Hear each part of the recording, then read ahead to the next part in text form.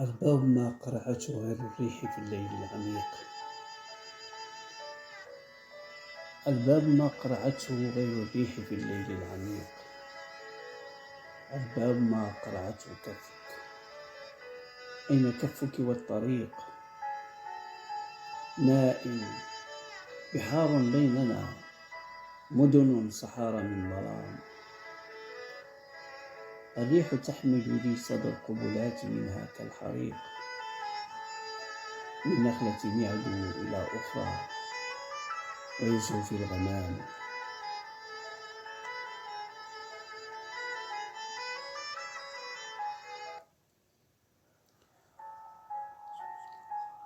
الباب ما قرعته غير الريح.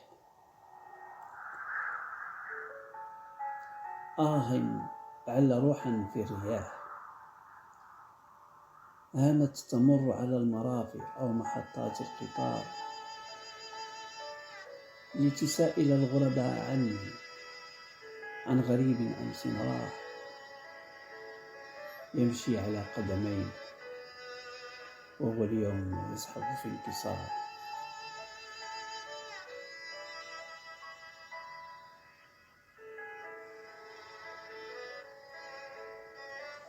هي روح أمي هزها الحب العميق، حب الأمومة، وهي تبكي آه يا ولدي، يا ولدي البعيد عن الديار.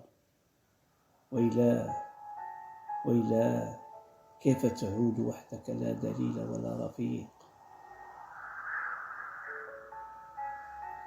أماه ليتك لم تغيبي خلف صور من حجار، لا باب فيه لكي أدق ولا نوافذ في الجدار. كيف انطلقت على طريق لا يعود السائرون، من ظلمة صفراء فيه كأنها غسق البحار.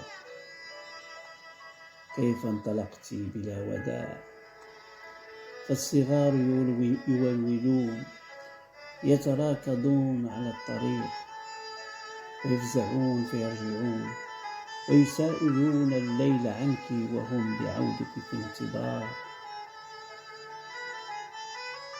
الباب ما قرعته الرياح لعل روحا منك زار.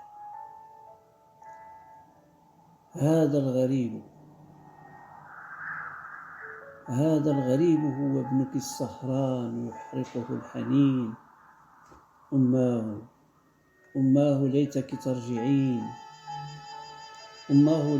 ترجعين شبحا، وكيف أخاف منه وما أمحت رغم السنين قسمات وجهك من خيالي.